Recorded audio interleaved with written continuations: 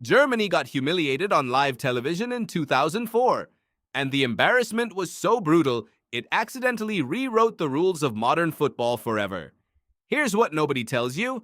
That single shape you see in almost every elite match today, the one where three attackers drift freely behind the striker, did not exist by design. It was born from panic. Let me show you exactly how a national disaster became the most copied tactical system on the planet. Rewind to 2004. Germany gets eliminated early from the European Championship. The team that wants to find discipline and efficiency suddenly looks slow, predictable, and outdated. Writers are not asking how to fix the team. They are asking whether German football itself is broken. The federation does something almost no major footballing nation had done before. They do not blame the players. They blame the system that produced them. An analysis of youth development nationwide reveals something uncomfortable. Academies are producing technically solid, tactically obedient players who cannot solve problems quickly in tight spaces. The system rewards following instructions. It does not reward thinking.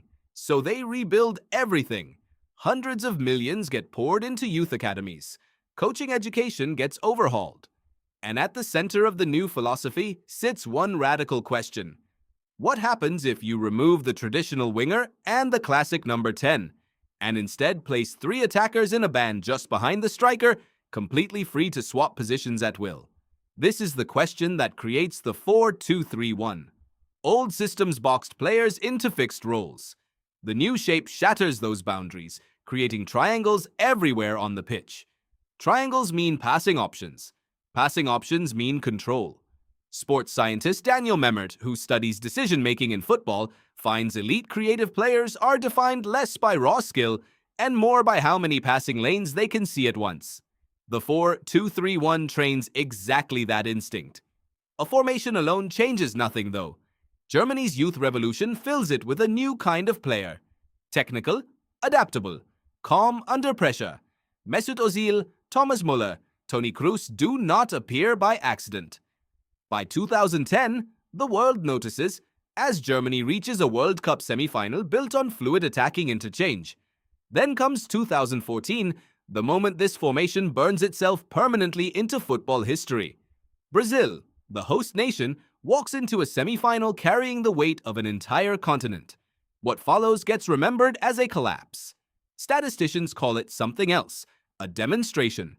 Germany scores 5 goals in 18 minutes, attackers rotating into space. Brazil's rigid shape can never cover. Final score, 7-1. Still one of the most studied matches in football history. Once Germany proves this formation can dismantle elite opposition, the rest of football stops resisting. They copy it. Within 5 years, variations appear across the Premier League, La Liga, and international football. Why does it spread this fast? Psychologist Guy Jordet shows players trained in flexible, role-sharing environments develop faster decision-making instincts than those locked into fixed positions. The 4-2-3-1 does not just create better shapes, it trains better footballing brains. Now picture the alternate timeline.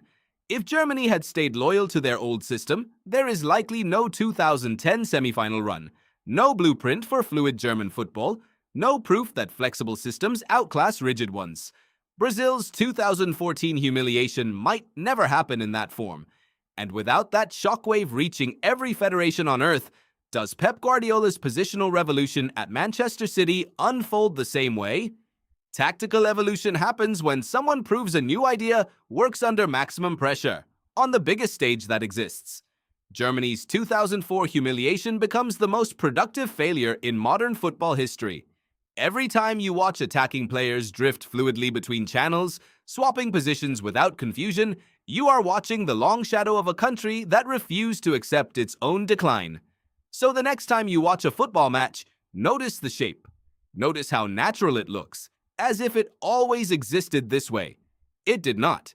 It exists because a humiliated nation decided the only way forward was to rebuild everything from the ground up, and in doing so, accidentally rewired how the entire sport thinks.